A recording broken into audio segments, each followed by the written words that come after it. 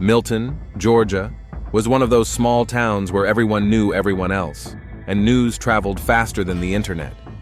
The population of 4,000 lived a quiet life among old oak trees and Victorian houses, where time seemed to have stood still somewhere in the middle of the last century. Elizabeth Harrington woke up that July morning with a feeling of emptiness that had haunted her for 2 years since the death of her husband, Richard. In her mansion on Main Street, built in the 1920s, she felt like a museum exhibit, beautiful but forgotten. At 60, Elizabeth had retained her elegance and stateliness, but the wrinkles around her eyes betrayed her years of loneliness.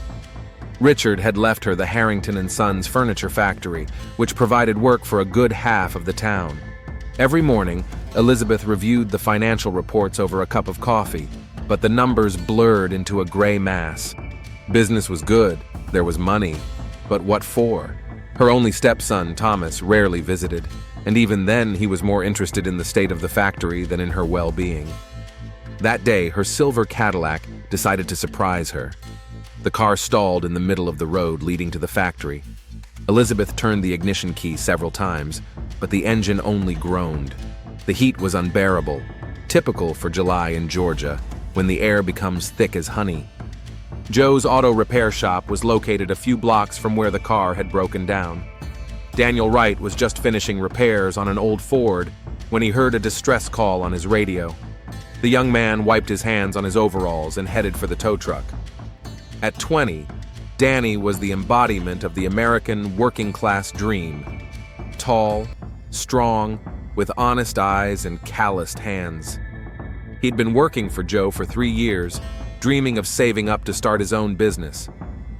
When the tow truck pulled up to the Cadillac, Danny saw a woman who seemed to him the epitome of elegance. Elizabeth stood in the shade of an oak tree, fanning herself with a newspaper. Her light hair was pulled back into an elegant bun, and her white blouse and dark pants accentuated her slender figure. "Good afternoon, ma'am. Danny Wright from Joe's garage. What's the problem with your car?" He took off his baseball cap as a sign of respect. "Elizabeth Harrington," she introduced herself, holding out her hand. "The car just stalled and won't start." Danny lifted the hood and immediately saw the problem. The radiator had overheated. While he worked on the engine, Elizabeth watched his confident movements. Something about this young man caught her attention, perhaps his concentration or his sincere willingness to help. "The radiator is leaking, but it's not critical. We can make it to the shop and I'll fix it in a couple of hours," Danny said. "How much will that be?" Elizabeth asked, although the price was irrelevant to her. $100, maybe $120. It depends on what needs to be replaced. On the way to the repair shop, they struck up a conversation. Danny told her about his plans to start his own business and the business courses he was taking in the evenings at a community college. Elizabeth listened with unexpected interest. It had been a long time since anyone had talked to her about dreams and plans. "Do you work?" Danny asked, unaware of who he was talking to. "You could say that. I have a small business." Joe's workshop was a typical small-town garage. 2 lifts, shelves of spare parts, and the lingering smell of motor oil. Joe Mackenzie, the 50-year-old owner, wiped his hands on his apron when he saw the expensive car. "Mrs. Harrington, what a surprise! Danny, do you know who this is?" Danny blushed, realizing he had been talking to one of the most influential women in town as if she were just another customer. "Don't worry, Danny," Elizabeth said gently. "I liked that you talked to me like a person." While Danny repaired the radiator, Elizabeth waited in the small office of the repair shop. They continued their conversation, and the woman learned more about the young mechanic's life.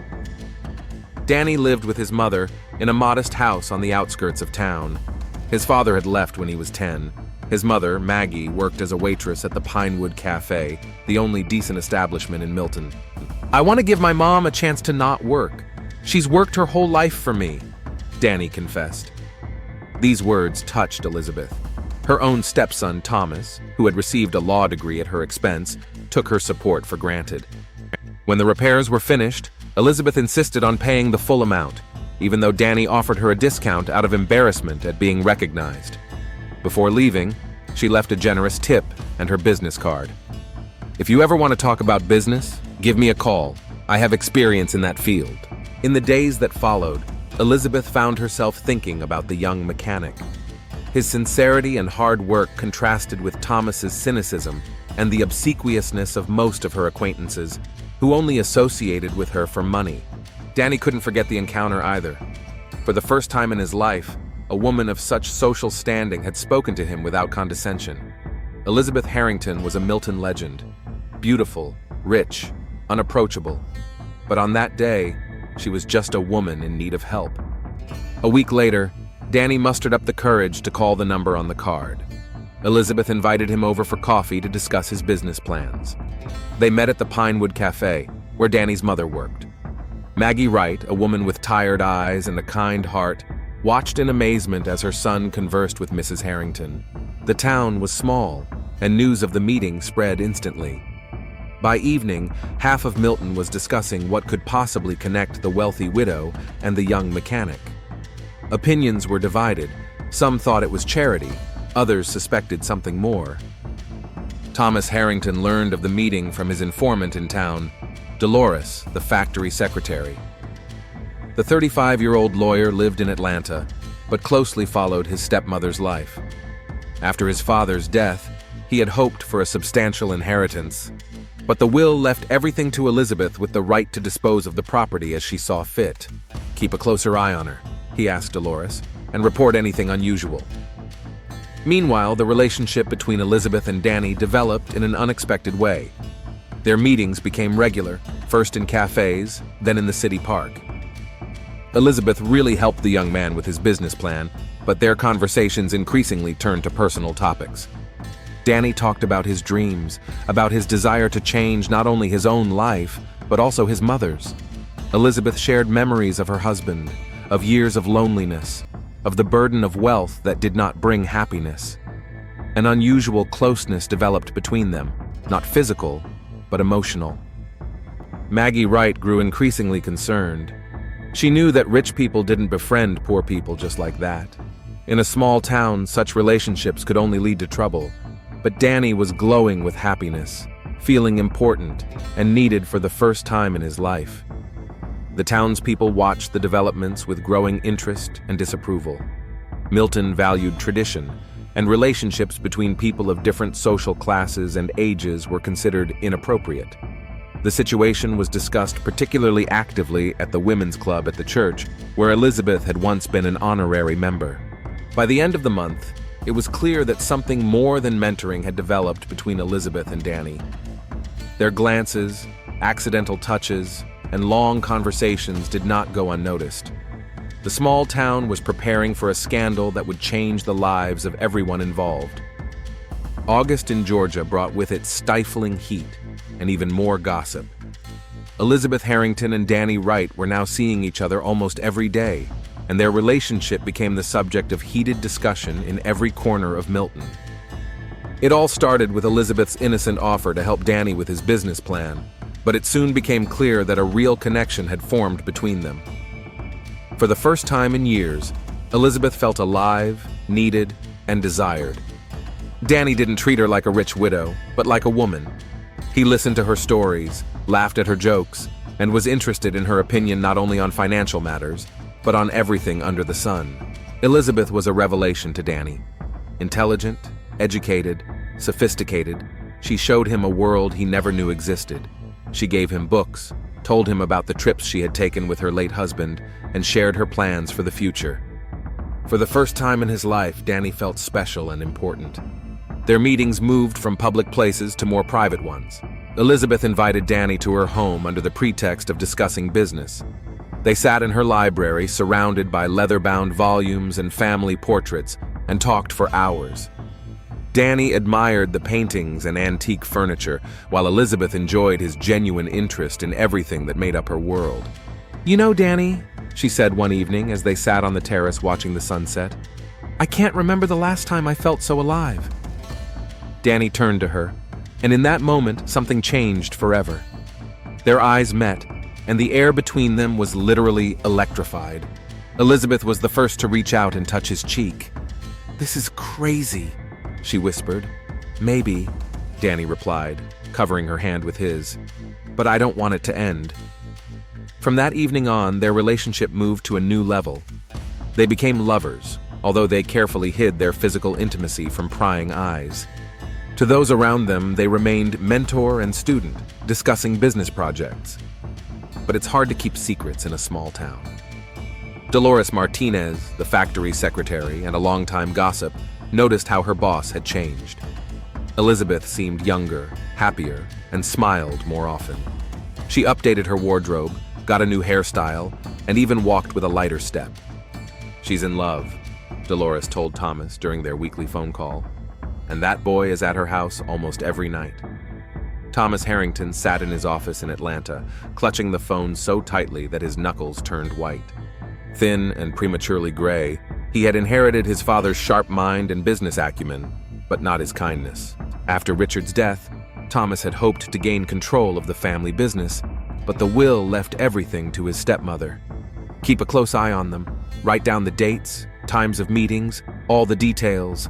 If she's up to something, I need proof." Meanwhile, at the Pinewood Cafe, Maggie Wright was trying her best to remain calm as she served customers who couldn't stop talking about her son. At 45, she looked older than her age. Life had not been kind to her. Working as a waitress, raising a son without a husband, and constantly struggling to make ends meet had taken their toll. "Maggie, dear," Dorothy Wilson, the wife of a local banker, said to her, "aren't you worried about Danny? All those meetings with Mrs. Harrington. People are saying things." Maggie tried to maintain her dignity. "Danny's a good boy. He's just learning about business." But inside, she was burning with anxiety. She knew her son better than anyone and had seen how he had changed in recent weeks. Danny had become distracted, dreamy, and often disappeared in the evenings. When she asked him where he had been, he gave evasive answers. One evening, Maggie decided to have a frank conversation with him. Danny came home around midnight, beaming and happy. "Son, we need to talk." They sat down in the kitchen, and Maggie poured herself some coffee with trembling hands. "Danny, what's going on between you and Mrs. Harrington?" "Mom, she's helping me with my business. Elizabeth is a very smart woman and—" "Elizabeth?" Maggie raised her eyebrows. "Son, she's 40 years older than you. She has money, power, and you have nothing. Think about what could happen." Danny blushed. "You don't know her. She's not like all those rich people. She's lonely and unhappy.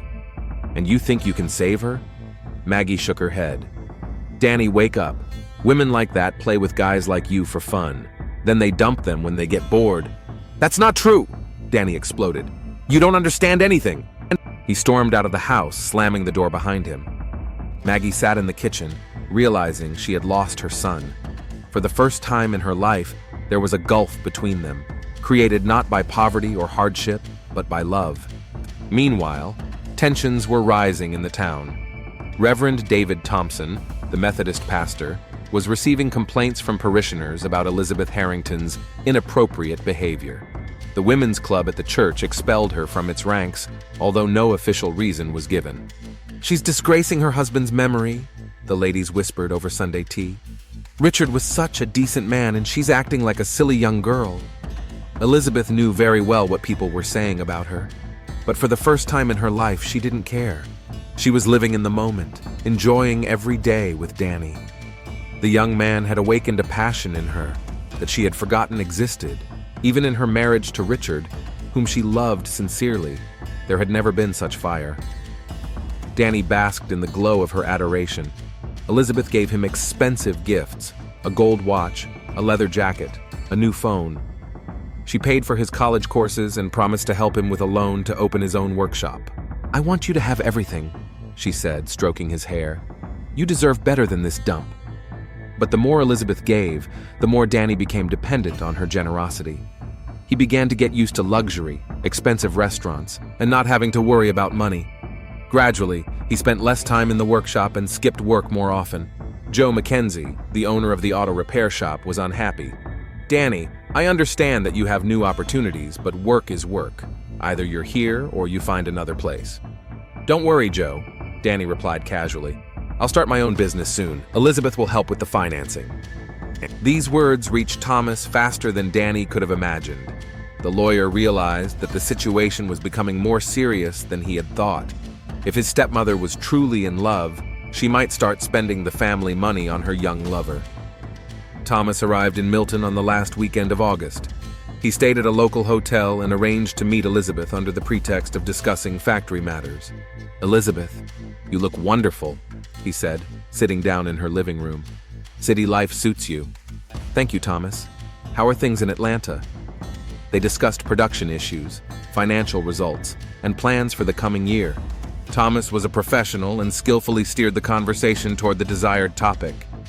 "By the way, I hear you're helping a local guy with his business. That's commendable. Your father would be proud of your charity work." Elizabeth tensed. "Danny Wright is a very capable young man.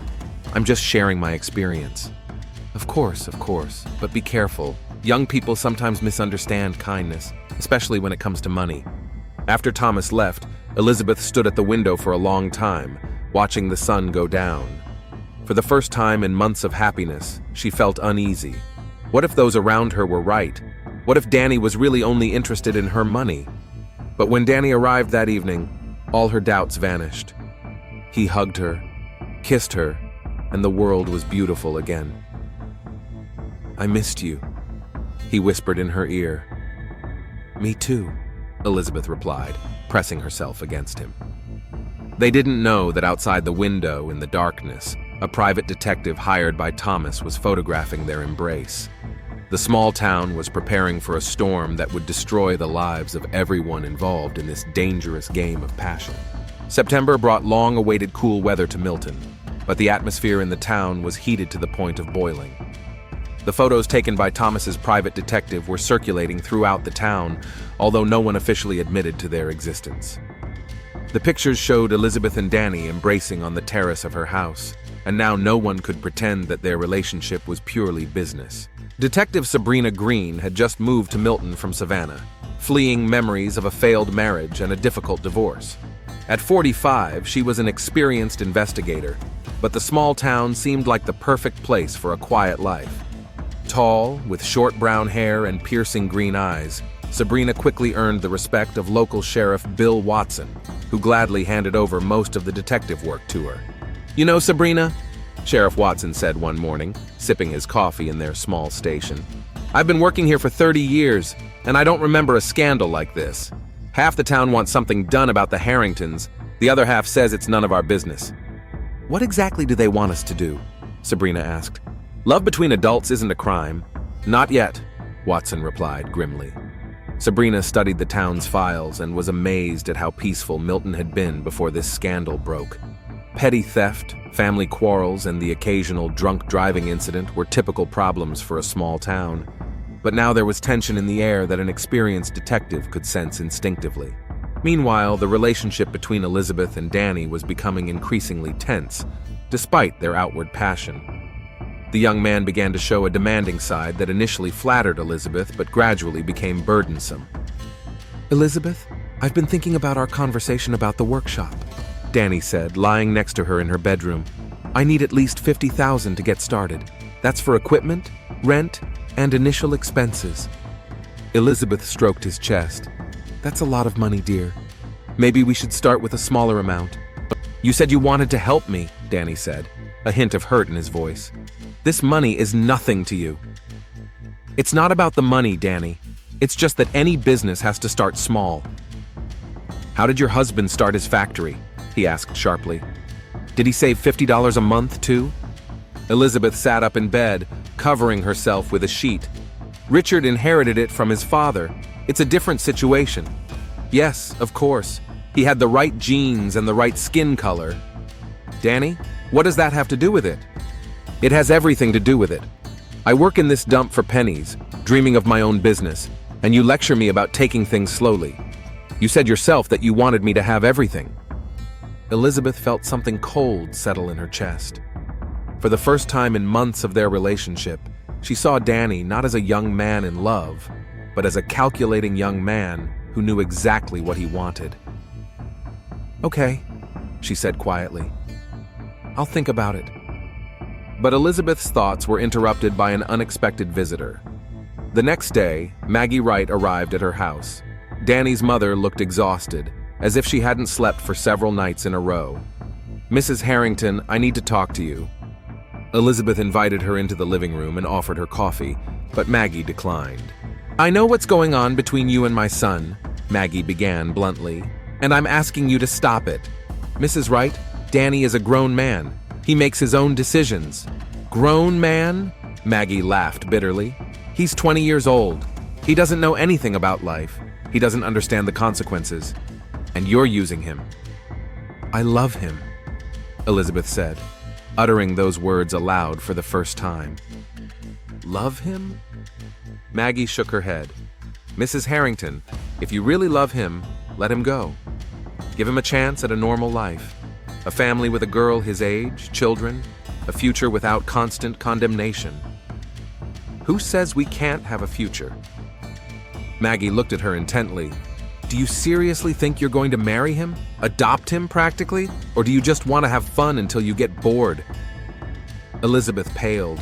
She really hadn't thought about marriage or long-term plans. Their relationship existed in some timeless space where there was no place for harsh reality. "Danny quit his job," Maggie continued. "Joe Mackenzie fired him yesterday for skipping work. Your son says you'll give him money for a business. But what if you don't? What then? He's used to your gifts, to luxury. How will he go back to his old life?" After Maggie left, Elizabeth sat in the empty living room for a long time, thinking about what she had said. Had she really ruined the life of the man she loved? At that moment, in Atlanta, Thomas Harrington was meeting with his lawyer, Roger Blake, a partner at a prestigious law firm. "Roger, I need to know all the options.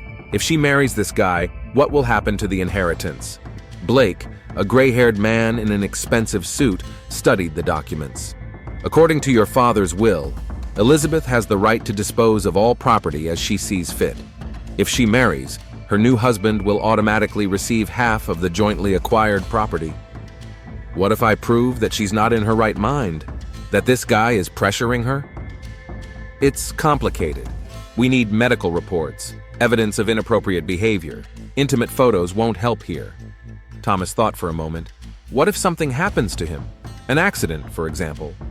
Blake looked up sharply. "Thomas, I hope you're speaking hypothetically." Of course, just considering all the options." But a plan was already forming in Thomas's mind. He knew people in Atlanta who could solve delicate problems for a fee. It was just a thought for now, but with each passing day it became more concrete.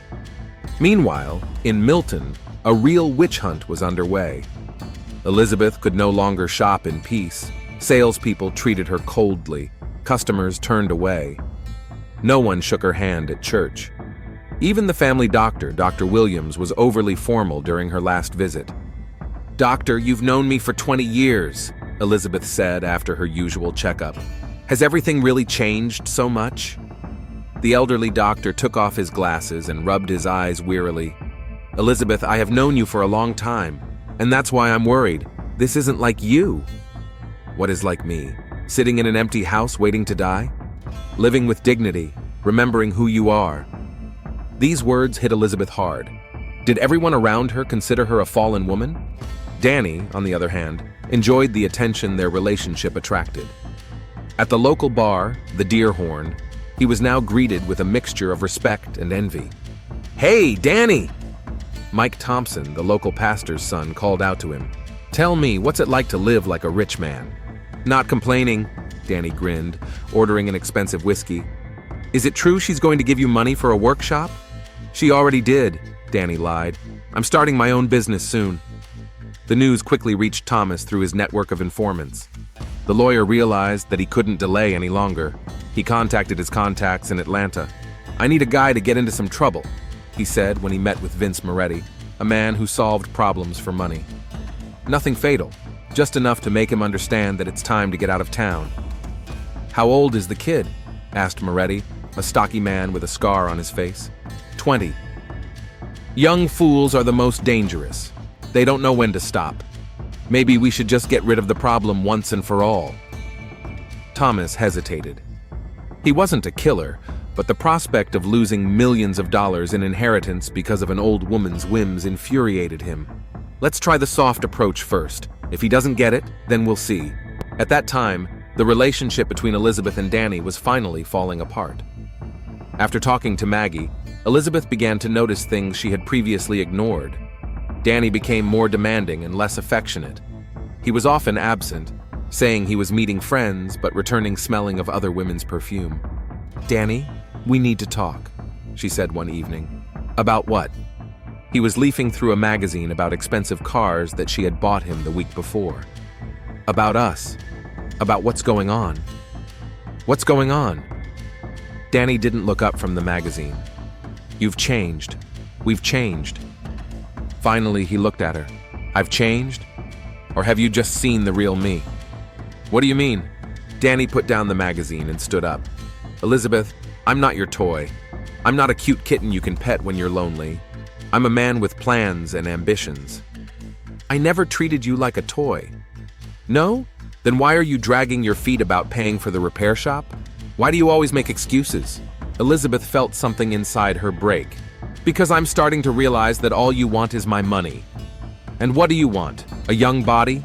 The illusion that you're still attractive?" The slap sounded like a gunshot. Danny touched his cheek, and Elizabeth saw a flash of rage in his eyes that she had never seen before. "Don't you ever hit me again!" he hissed. "Get out of my house," Elizabeth said quietly. "I'd love to, but this isn't over." After he left, Elizabeth collapsed into a chair and cried for the first time in months. Not from pain or loneliness, but from shame. Shame for allowing herself to believe in a fairy tale, for falling for the sweet words and passionate kisses of a 20-year-old boy. The next day, rumors spread throughout the city that Danny and Elizabeth had broken up. Some gloated, others sympathized, and still others waited for the drama to continue.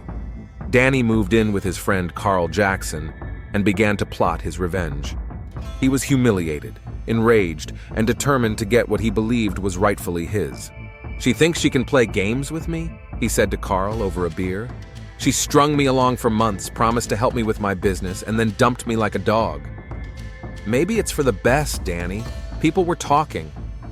"For the best?" Danny turned to his friend. "I quit my job for her. I fought with my mother, and now I have nothing." A plan began to form in his head. If Elizabeth thought she could just throw him away, she was sorely mistaken. He had her letters, photos, recordings of their conversations, enough material to cause a real scandal. But Danny didn't know that Thomas's men were already watching him, and that very soon his life would change dramatically, though not at all as he had planned. Sabrina Green, patrolling the city, felt the tension mounting. An experienced investigator, she knew that when passions ran so high, tragedy was inevitable. The only question was who would be the victim and who would be the killer. October in Milton was unusually rainy. The gray clouds seemed to reflect the gloomy mood of the town, where passions had reached a boiling point. Detective Sabrina Green stood at the window of the police station, watching the few passers-by hurrying under their umbrellas. Something in the air told her that the peaceful days in Milton were coming to an end.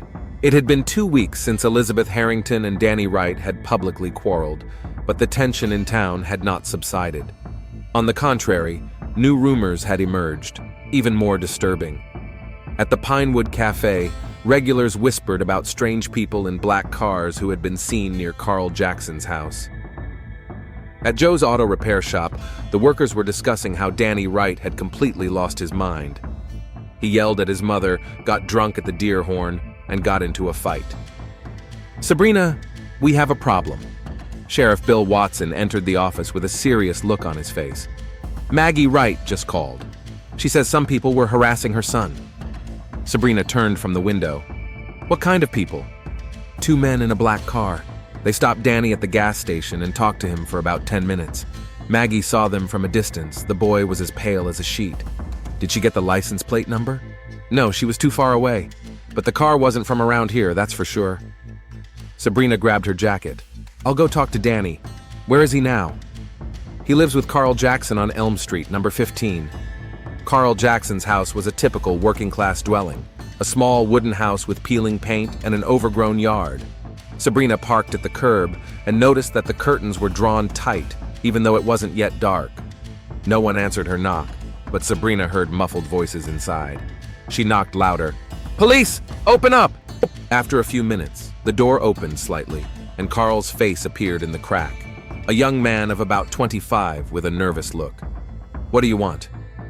"I need to talk to Danny Wright. Is he here?" Carl hesitated. "What has he done?" "Nothing. I just want to make sure he's okay." Danny appeared behind Carl. He had changed a lot in 2 weeks. He had lost weight, looked haggard, and had an unhealthy, feverish look in his eyes. His hands were shaking as he lit a cigarette. "Detective Green? What's going on? Can we come in? Or would you rather talk at the station?" The guys exchanged glances and Danny nodded. Sabrina walked into the cramped living room, where empty beer bottles and an overflowing ashtray lay on the coffee table. The smell of stale smoke and alcohol hung in the air. "Danny, your mother says some strangers were talking to you today. Tell me what happened." Danny nervously ran his hand through his hair. "Nothing much. 2 men asked for directions." "Directions?" Sabrina looked at him intently. "And that took 10 minutes of conversation?" "They also asked if I knew Mrs. Harrington. They said they wanted to buy some antiques from her." The lie was obvious, but Sabrina decided not to press the issue for now. "Danny, if you're in trouble, I can help, but only if you tell me the truth." "I don't have any problems," he replied sharply. "I just want to be left alone." After the detective left, Danny collapsed into a chair and covered his face with his hands. The visit from those 2 men that morning had scared him to death. They knew everything about him, where he worked, who he was seeing, even what he had for breakfast. One of them, a stocky guy with a scar on his cheek, spoke quietly and politely, but every word sounded like a death sentence. "Listen, kid," he said. "You have 24 hours to get out of this town, forever. If you're still here tomorrow night, we'll be back, and then it won't be the same conversation." "But I didn't do anything," Danny tried to argue. "You're getting in the way of important people. That's enough." And their message was crystal clear. "Get out of town immediately, or you'll be sorry." "Listen, Danny," Carl said cautiously. "Maybe they're right. Maybe you really should leave. Find a job in Atlanta or Savannah." "No!" Danny exploded. "I haven't done anything wrong! Why should I run?" But deep down, he knew the threats were serious. The 2 men spoke calmly, even politely, but there was something in their eyes that made his blood run cold. At that moment in Atlanta, Thomas Harrington was meeting with Vince Moretti in a private club on the outskirts of the city. The location had been chosen carefully. There were no surveillance cameras, and the patrons preferred not to overhear other people's conversations. "Did your people find him?" Thomas asked, sipping his expensive whiskey. "We found him. We gave him your message," replied Moretti, a man whose face bore too many scars from life. "But the guy is stubborn. He doesn't seem to be leaving." "Then turn up the pressure." "Mr. Harrington, are you sure you don't want to solve the problem once and for all? Stubborn boys sometimes do stupid things. They might go to the police or the press." Thomas hesitated. Murder was too radical a solution, but he had no intention of losing his inheritance. Give him one more chance.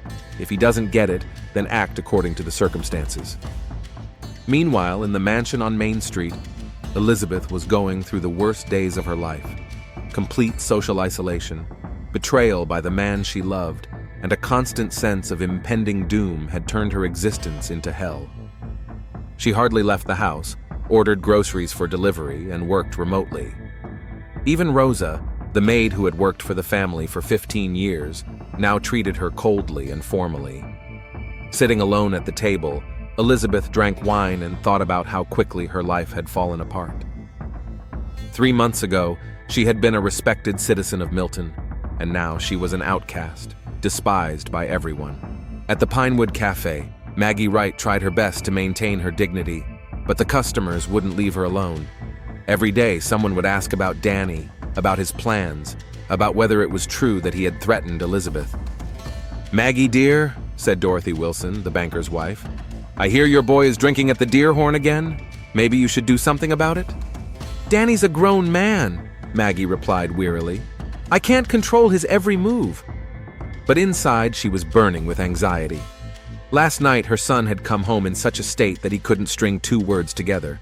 And this morning, she had seen some suspicious characters talking to him. A mother's heart told her that trouble was brewing. On that rainy October evening, Elizabeth was sitting in the library with a glass of wine, trying to read, when the doorbell rang. Danny stood on the doorstep, soaked to the skin and shivering, not just from the cold. His eyes were red, his clothes were wrinkled, and he smelled of alcohol. "What are you doing here?" she asked coldly. "Elizabeth, we need to talk. It's important." Against her better judgment, she let him in. Danny walked into the living room, leaving wet footprints on the expensive parquet floor. "I'm in trouble," he began without preamble. "Serious trouble." "What kind of trouble?" "Some people came to see me today, from Atlanta. They told me to get out of town or else." "Or else what?" Danny met her gaze. They didn't finish, but I understood. Elizabeth felt a chill in her chest. Who could have sent them? Who do you think? Who has the money and the motive to get rid of me? "Thomas," she whispered. "Your stepson doesn't want me around you. He's afraid for his inheritance." Elizabeth closed her eyes. She had known Thomas since childhood, knew his ambitions and cruelty. But to go this far, "What do you want from me?" she asked. "Protection and money to leave." "How much?" 100,000. That's enough to start a new life somewhere far away from here. Elizabeth laughed, but it was a bitter laugh. "So it all comes down to money, does it? Just as I thought." "Not everything." Danny took a step toward her, his voice tinged with desperation. "We had something real. You know that." "I know," she replied quietly, "but it's not enough to save us both." "So you won't help me?" Elizabeth was silent for a long time, staring into the fire. Outside, the wind bent the trees and rain lashed against the windows. She thought about what had brought them to this point: pride, passion, greed, stupidity. It was all mixed together into a poisonous cocktail. "I'll give you the money, but on one condition. You disappear forever. No phone calls, no letters, no attempts to contact me." "Elizabeth, that's not negotiable." Danny nodded, but something changed in his eyes. Elizabeth didn't notice, too caught up in her own thoughts. "When can you get the money?" he asked. "I'll go to the bank tomorrow morning." "Okay, see you tomorrow evening at the old mill, at 9. The old mill was on the outskirts of town, near the river. It was an abandoned place where young people sometimes had parties, but on weekdays it was deserted. After Danny left, Elizabeth stood at the window for a long time, watching him disappear into the rainy darkness. Something inside her told her that tomorrow's meeting would be the last in their lives. But she had no idea how tragically prophetic those premonitions would prove to be. The next day, Elizabeth went to the bank early in the morning. James Wilson, the manager, was an old friend of the family, but even he greeted her coldly. "Elizabeth, are you sure you want such a large amount of cash?" "Absolutely. It's personal." "I understand, but I am required by law to report such transactions." "James, it's my money. I have a right to do what I want with it." After receiving the money, she returned home and spent the entire day in anxious anticipation. Rosa noticed her nervousness. "Mrs. Harrington, would you like me to call the doctor? You look very pale." "No, Rosa, I'm just tired." By evening, the rain had intensified, turning into a downpour. Elizabeth grabbed her waterproof bag with the money and headed for her car. At the last moment, she turned back to the house. For some reason, it felt like she was seeing it for the last time. The old mill looked particularly gloomy in the headlights. The 19th century stone building had long since fallen into ruin, but the mill wheel was still standing, creaking under the pounding rain. Elizabeth parked next to the only other car there, Carl's old Ford. Danny was waiting for her inside the ruined building, where the roof still provided some shelter from the rain. He looked worse than the day before, nervous, constantly looking around. He was holding a bottle of whiskey, almost empty. "Did you bring the money?" Elizabeth showed him her bag. "Everything as agreed." Danny reached out his hand, but she pulled away. "First tell me where you're going." "California. I have a cousin there." "And you'll never come back?" "I promise." Elizabeth handed him the bag. Danny quickly looked inside and counted the wads of bills. "Thanks," he said, but there was no gratitude in his voice. "Danny," she touched his hand, "no matter what, I don't regret our time together." He looked at her strangely. "I do." "What?" I regret not realizing sooner what you really are. A cold, calculating bitch who plays with people for fun. Elizabeth stepped back. Danny, what's wrong with you? What's wrong with me? He laughed, and the laughter sounded hysterical. You messed with my head for months, promised me a future, and then dumped me like a boring toy. And now you're trying to buy me off with money. You asked for it! Because I realized that's all I'll ever get from you. The atmosphere in the ruins of the mill was heating up. Danny took steps toward Elizabeth, and she backed away toward the exit. Alcohol and despair had turned the young man into an unpredictable beast. Danny, calm down. You got what you wanted. Now leave and forget about everything. Forget? His voice took on a hysterical tone. How can I forget? You ruined my life. Because of you, everyone despises me. My mother won't talk to me. I don't have a job. No one forced you. Forced, he roared. You forced me. With your gifts, your promises, your damn tenderness. Elizabeth stumbled over a rock and fell. Danny hovered over her, something metallic glinting in his hand. Danny, don't do anything stupid! Stupid? He crouched down next to her, and Elizabeth saw an old wrench in his hand, which he had picked up from the trash. What do I have to lose? My life is already ruined. Murder won't solve your problems. It'll solve yours. Forever. Elizabeth tried to get up, but Danny pushed her back down. At that moment, she realized that she was going to die here, in these cold ruins, at the hands of the man she loved. Please, she whispered. I loved you. Loved? Danny raised the key. You only loved yourself, your power, your money, your superiority. The blow landed on her temple. Elizabeth felt a sharp pain, then warm wetness running down her face. The second blow was harder. The third knocked her unconscious. When it was over, Danny sat next to the body, shaking all over. Rain drummed on the roof. The mill wheel creaked, and the smell of blood and death hung in the air. He had killed her. He had killed the only person who had ever believed in him, loved him, tried to help him. And now she was lying on the cold stone floor, the rain slowly washing the blood from her face. Danny grabbed the bag of money and ran to the car. His hands were shaking so badly that he could barely start the engine. He had to get away, as far away as possible before they found him. But he knew that no matter how many miles he drove, he would never be able to escape what he had done on that rainy October night in the ruins of the old mill. At the police station, Detective Sabrina Green was working late, reviewing reports of minor crimes, when the phone rang. Detective Green, this is Rosa Martinez, Mrs. Harrington's maid. She hasn't come home. She left a note saying she'd be late, but it's midnight and she's still not back.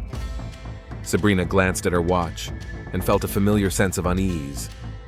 In a small town, people don't just disappear. Rosa, do you remember what Mrs. Harrington was wearing? What kind of car did she take? A silver Cadillac. She was wearing a dark coat and carrying a large bag. Did she say where she was going? No, she just said she was meeting Mr. Wright. Sabrina felt the blood drain from her face. Everything was coming together in a disturbing picture. All right, Rosa, we'll start the search in the morning. But Sabrina already knew that they would not find what they were hoping for. The tragedy she had foreseen had finally happened. Now all that remained was to find out the details and find the culprit. She picked up the phone to call all available officers. Time was against them, and every minute could be crucial. The dawn of October 15th was gray and damp. Detective Sabrina Green had been up all night coordinating the search operation. By 6 in the morning, all available officers, volunteers from the local community, and even the fire department had gathered at the station. Okay, Sabrina began, standing in front of a map of Milton. Elizabeth Harrington was last seen yesterday around 7 p.m. The maid says she was meeting Danny Wright. We need to check all the abandoned places in the area, the old mill, the quarry, the sawmill. Sheriff Watson nodded. Let's start with the mill. Young people often gather there. A group of 4 officers headed for the river, where the ruins of an old mill stood among the bushes. Sabrina drove ahead and spotted a silver Cadillac parked near the building from a distance. It's the Harrington car, she reported over the radio. Everyone, be careful. They found Elizabeth's body 10 minutes later. She was lying on the stone floor among the wreckage of old machinery in a pool of dried blood. Her skull was fractured in several places, and a bloody wrench lay nearby. "Oh my God," whispered young Officer Davis, turning away. Sabrina crouched down next to the body, not touching it. Experience told her that a crime scene could reveal a lot if you knew how to read the signs. "Watson, call the coroner and the Savannah crime scene team. Cordon off the entire area. Don't let anyone in." She carefully examined the surroundings. There were signs of a struggle, a discarded whiskey bottle, and 2 sets of footprints in the damp soil. The picture began to take shape. "Davis, go to Carl Jackson's place. If Danny Wright is there, arrest him. If not, find out where he is." But Danny was no longer in Milton. He drove all night on back roads, stopping only to refuel. The bag of money lay on the back seat, a reminder of what he had done. His hands were still shaking, his ears were ringing, and Elizabeth's bloodied face was before his eyes. By morning, he had reached Jacksonville, where he checked into a cheap motel on the outskirts of town. He turned on the TV and flipped through the channels, looking for news from Milton, but there was nothing yet. Meanwhile, chaos reigned at the Harrington house. Rose was sobbing in the kitchen, unable to believe what had happened. Thomas, who had arrived from Atlanta, was pretending to be grief-stricken, but Sabrina wasn't fooled. His eyes betrayed his relief. "Detective Green," Thomas said to her, "I'm prepared to offer a reward for the capture of the killer. Let's say $50,000. "That's very generous of you, Mr. Harrington, especially considering that you're now the sole heir." Thomas tensed. "What do you mean?" "Nothing special, just stating a fact." Sabrina suspected Thomas of being involved in what was happening, but so far there was no evidence. She needed to focus on the main suspect. By noon, a manhunt for Daniel Wright was underway throughout Georgia. His photo appeared in the news, at highway patrol posts, and on social media. Milton was boiling with outrage and shock. At the Pinewood Cafe, Maggie Wright sat in a corner, staring at her empty coffee cup. Customers whispered and glanced at her, but no one dared to approach her. What could anyone say to the mother of a murderer? "Maggie," cafe owner Betty Johnson said cautiously, "maybe you should go home, get some rest?" "Where can I go?" Maggie replied quietly. "My house is full of reporters. My neighbors won't talk to me. My son is a murderer." She couldn't believe Danny was capable of such a thing. Yes, he was hot-tempered and proud, but to kill a woman? Where had she gone wrong in raising him? Detective Green, meanwhile, was methodically gathering evidence. Witnesses had seen Danny arrive at Elizabeth's house the night before. Bank records showed that she had withdrawn $100,000 in cash. Danny's fingerprints were found on a bottle and a wrench at the crime scene. "It's a simple case," said the forensic expert who arrived from Savannah. "The guy killed a woman, took the money, and ran away. Classic." But something bothered Sabrina. There were too many coincidences, too many obvious clues. Experienced criminals are usually more careful. That evening, she decided to talk to Carl Jackson again. The young man was frightened and confused. "Detective, I really don't know where Danny is. He left yesterday after lunch and hasn't come back." "Carl, did he say anything about his plans? Where was he going?" "He mentioned California. He has some relatives there." "Did he mention money? Did he say Elizabeth could give him money?" Carl hesitated. "Yes, $100,000 for his silence." For his silence? Well, he had compromising photos and recordings of conversations. He wanted to blackmail her. Another piece of the puzzle fell into place. Sabrina realized that this wasn't just a crime of passion, but a failed attempt at extortion. The next day, Danny made a fatal mistake. In a small town in North Florida, he tried to break a large bill at a store. The clerk remembered his face. The description had been shown on TV that morning. "We have a guy here who looks a lot like the one wanted for murder in Georgia," he told the local police. An hour later, Danny was arrested at a motel. A search revealed $93,000. Some of the money he had already spent on gas, food, and lodging. When news of the arrest reached Milton, the townspeople breathed a sigh of relief. Justice had been served, and the killer had been caught. Sabrina traveled to Florida to accompany the suspect. Danny looked like a broken man, haggard, with dull eyes, completely unlike the confident young mechanic she had met a month ago. "Danny, do you want to tell me what happened?" she asked during the transport. He was silent for a long time, staring out the window at the fields rushing by. "I didn't mean to kill her," he finally said. "I just wanted the money. She promised to help me, and then she threw me away like trash. And you decided to get revenge?" I was drunk, angry. When she said she didn't want to see me anymore, something inside me broke. "What about the money?" She gave it to me. She said it was the last time we'd ever see each other, and then I couldn't stop. Danny began to cry, quietly, without sobbing, the way people cry when they realize their life is over. Meanwhile, other events were unfolding in Milton. Sabrina was relentless in her attempts to find a connection between Thomas and the threats Danny had received. She contacted her colleagues in Atlanta, and they began their own investigation. "We have some interesting information," Detective Morris from the Organized Crime Unit told her.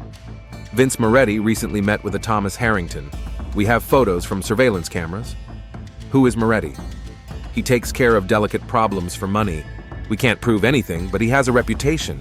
Another thread in a tangled web. Sabrina knew that Thomas had somehow provoked the tragedy, but proving it was almost impossible. Danny had killed Elizabeth with his own hands, and that was an indisputable fact. Danny Wright's trial began 3 months later.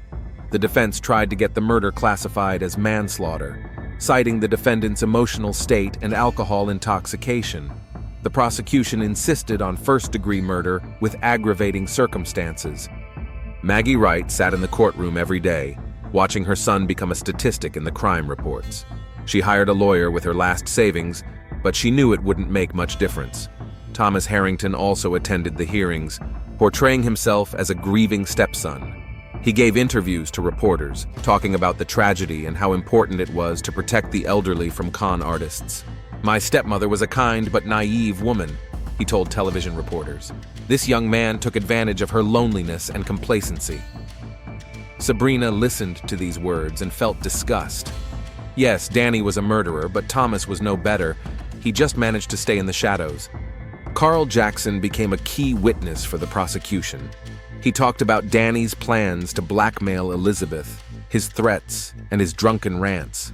He said she owed him for everything she had done, Carl said, that he would make her pay. The defense called in psychiatrists who spoke about Danny's traumatic childhood, the influence of alcohol, and how the young man did not realize the consequences of his actions. "My client is a victim of circumstances," the lawyer argued. "A woman much older than him took advantage of his youth and then abandoned him. It drove him to despair." But the jury didn't believe it. The details of the murder were too brutal, the motives too obvious. Danny was sentenced to life in prison without the possibility of parole. As the judge read the sentence, the young man stood motionless, seemingly unaware of what was happening. Maggie Wright couldn't hold back and burst into tears. Her son, whom she had raised alone and to whom she had devoted her entire life, would spend the rest of his days in prison. After the trial, Sabrina approached her. "Maggie, I'm so sorry." "Thank you, Detective. You were just doing your job." "If you need anything..."